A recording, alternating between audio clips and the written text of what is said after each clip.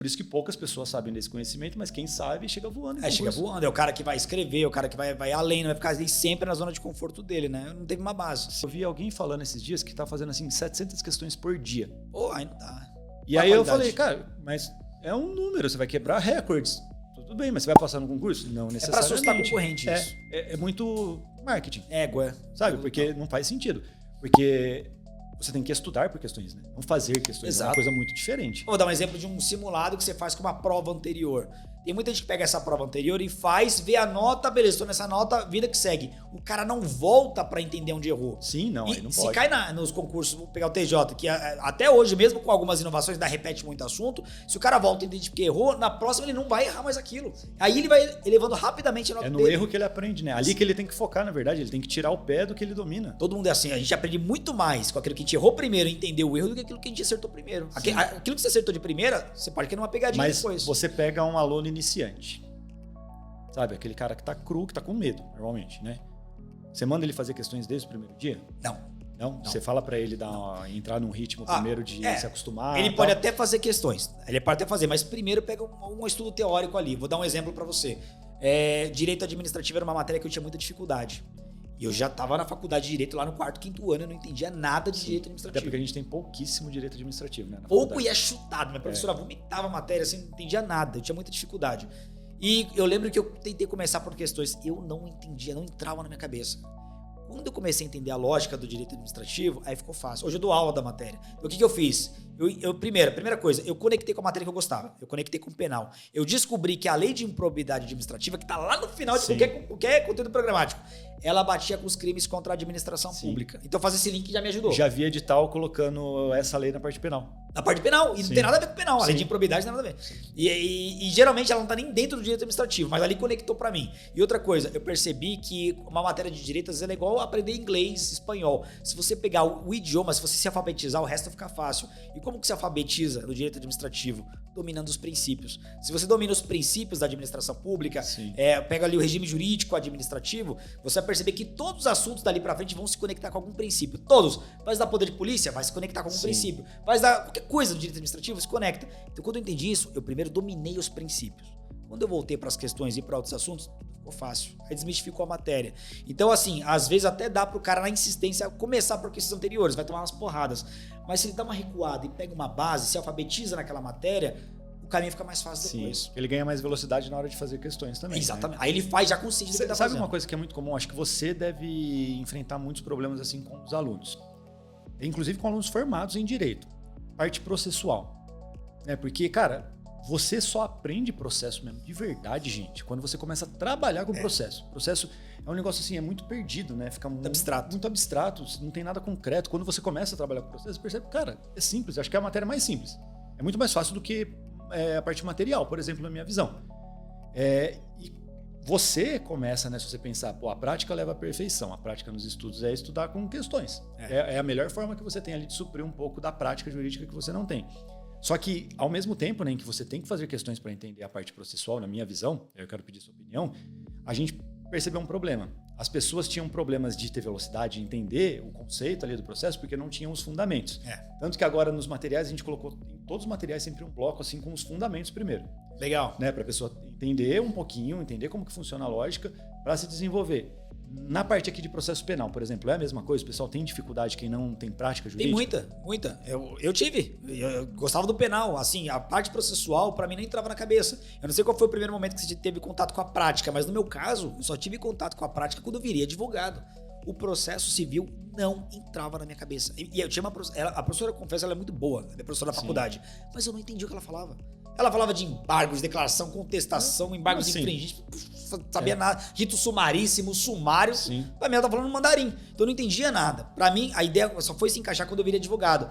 Quando você começa a atuar na prática, vira a coisa mais fácil do mundo. É o que você falou. O processo penal também. Com a diferença que, pelo menos no processo penal, começa pelo inquérito policial. Então é algo muito mais próximo da realidade do brasileiro. A gente vê isso o tempo inteiro na TV e tal, né? É fácil você enxergar. Então a dica que eu passo, cara, busca os exemplos mais práticos do cotidiano possível.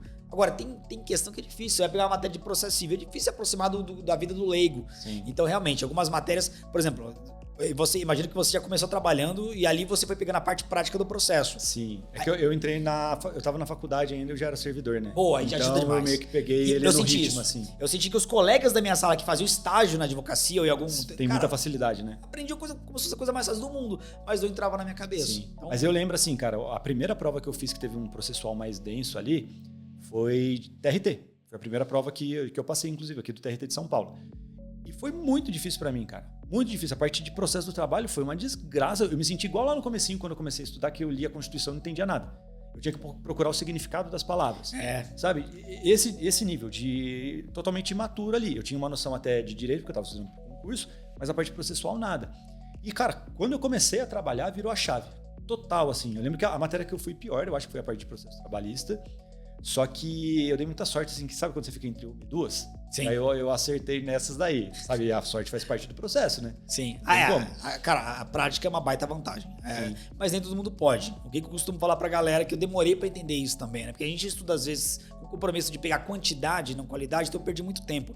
Mas, cara, tem que ter um dicionário do lado, um dicionário jurídico. Se a pessoa não evolui o vocabulário dela, nunca vai fazer sentido. Você vai ler ali, sei lá, embargos de declaração. Você não sabe nem o que significa. Não vai fazer sentido a ideia. Sim. Então, se a pessoa ela começa a enriquecer o vocabulário, é claro que no começo ela vai demorar mais. Ela vai demorar. Mas faz parte. Pô, mas depois é como se você estivesse pegando impulso pra correr, pra pular. Isso tem reflexo em tudo, né, cara? Depois a pessoa vai fazer uma prova escrita, ela tem mais vocabulário porque ela teve curiosidade. O aprendizado é um processo de curiosidade, cara. Você procurar o significado da palavra é o mínimo que você tem que fazer. Depois que então todas as minhas provas escritas foram depois dessa fase. Já tive mais facilidade. Eu ficava repetindo as mesmas palavras, as mesmas ideias. Quando você enriquece seu vocabulário, você consegue escrever de uma forma mais sedutora para quem vai corrigir sua prova. E algumas coisas assim, né? Você entende o contexto de várias paradas que você está estudando quando você entende assim como funciona a formação das palavras. Exatamente, formação das palavras. Isso ajuda demais. Isso demais. Quando você começa a ver, como se fosse aquela parada de leguinho, assim, né? De formação. Tipo, uma palavra, às vezes é a junção de 2, 3 legos. Você consegue saber a origem daquilo, pô, já fez sentido pra você na hora. Cara, você deu um exemplo excelente, porque formação das palavras é um tema que às vezes nem cai no concurso. Então, aí a galera, não, mas eu não vou estudar isso porque não tá no meio de tal. Não pegou a base. Se não pegou a base, ela não vai avançar. E tem umas paradas assim, né? No começo da faculdade, você não teve introdução ao estudo do direito? Sim. Aí você não teve lá hermenêutica? Sim. Chato pra caralho. Você vai pegar lá na biblioteca o livro, tá cheio de mofo, te faz mal, te rinite. Ninguém mais escreve. Só que ninguém dá valor pra isso. Só que eu garanto pra vocês que estudar hermenêutica, que meu professor era chato pra caramba no começo, no primeiro ano, estudar hermenêutica virou a chave, foi o que fez eu passar de primeiro no concurso. Sabe por quê? Lá eu aprendi interpretação sistemática, lógico-sistemática e interpretação literal. É literal. Sabe? De literal, de você entender, de ter essa curiosidade de entender o significado da palavra e não precisa aprofundar, precisa pegar a doutrina. Para concurso isso é mais importante. Você tem que entender o contexto ali, a lógica da coisa e entender, por exemplo, que virou a chave foi entender a estrutura da lei. Exatamente. Sabe, entender que ela é feita em camadas, tal, que tanto tem, a gente ensina isso no aprovação ágil, eu acho que é o principal fundamento para você ter resultado rápido. Que aí você faz o quê? Aquele trabalho que o professor de cursinho deveria ter feito. De colocar só aquilo que vai cair no concurso. Exatamente. Tá ligado? Isso daqui é um fundamento de direito. Você quer passar em concurso, você não quer virar especialista. Você sabe de colocar o X. Agora, quem que você conhece que é lá de direito, que estudou hermenêutica? Tipo, é difícil, por isso que poucas pessoas sabem desse conhecimento, mas quem sabe chega voando. Chega voando. É o cara que vai escrever, o cara que vai além, não vai ficar ali sempre na zona de conforto dele, né? Não teve uma base. Sim. A base é fundamental, não adianta. Cara, a gente já percebeu, né? O material, às vezes, quando você entende esse tipo de coisa, interpretação lógico-sistemática e também o nível de profundidade da prova, ele fica 10 vezes menor. E a sua velocidade para ler, interpretar e não precisar voltar é muito maior. Sobra tempo. E você consegue repetir esse conteúdo. Aquela pessoa que está estudando tudo da galáxia não consegue repetir. Perceba que são coisas básicas, né? Coisas que o nosso ensino deveria fornecer. O aluno ele já sai no prejuízo, sai no negativo da escola pública. Se ele não vier buscar as bases, é o cara que nem foi alfabetizado e quer já pular direto para matérias mais avançadas no concurso. E eu acho que às vezes nem é só isso, sabe? É uma visão romântica, assim, de que o cara que passa em concurso tem que saber de tudo. Não.